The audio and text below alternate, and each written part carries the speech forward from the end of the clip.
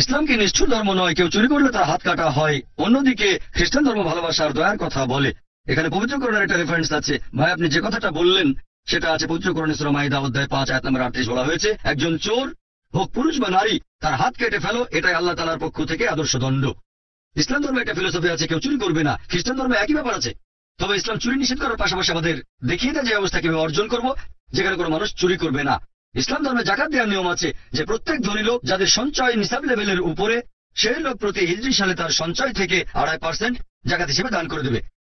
আর দেশে সরকারের দিকে খেয়াল রাখবে যাতে প্রত্যেক মানুষ খাবার খেতে পায় ইত্যাদি। তারপর যদি কেউ চুরি করে, ইসলামী শরিয়া বলছে পবিত্র কোরআনে সূরা মাইদা অধ্যায় 5 আয়াত 38 যে একজন চোর হোক পুরুষ বা নারী, তার হাত কেটে ফেলো, এটাই আল্লাহ তাআলার পক্ষ থেকে আদর্শ দণ্ড। লোকে বলতে পারে এটা একটা নিষ্ঠুর আইন, নির্দয় আইন। আমি আপনাদের একটা প্রশ্ন করি যে বর্তমানে আমেরিকা পৃথিবীর মধ্যে সবচেয়ে উন্নত দেশগুলোর একটা।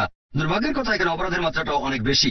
যদি আমেরিকা ইসলামিক শরিয়া প্রয়োগ করেন যে প্রত্যেক ধনী লোক তারা জাকাত দেবে, উদ্বৃত্ত সম্পদ থেকে 2.5% দান করে দেবে, আর সরকার দেশের সবার দায়িত্ব নেবে, তারপরে যদি কেউ চুরি করে তাহলে শাস্তি হিসেবে তার হাত কেটে ফেলা হবে। এবার আপনাদের একটা প্রশ্ন করি, এরপরেও কি অপরাধের মাত্রা বেড়ে যাবে?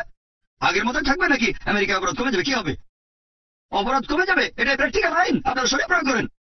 আপনি বললেন খ্রিস্টান ধর্ম দয়ার কথা বলে। হ্যাঁ, এখানে বলা হয়েছে ঈশ্বর দয়াময়। এমনকি কোরআনেও প্রত্যেক সূরার প্রথমে বলা হয়েছে বিসমিল্লাহির রহমানির রহিম, দয়াময় পরম দয়ালু আল্লাহর নামে শুরু করছি। বাইবেলের শাস্তি হিসেবে হাত কেটে ফেলার কথা বলা হয়েছে, আপনারা হয়তো জানেন না।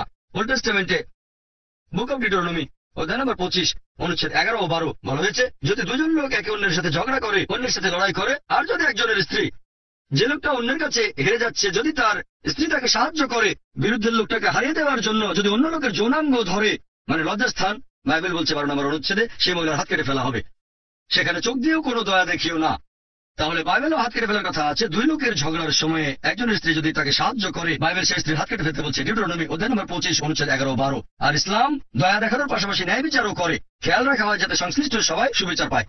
যে লোক একটা অপরাধ করেছে সেজন্য শাস্তি পেলে কাজটা আর কখনো করবে না, আর যার উপরে অপরাধ করা হয়েছে আল্লাহ খেয়াল রেখেছেন সেজন্য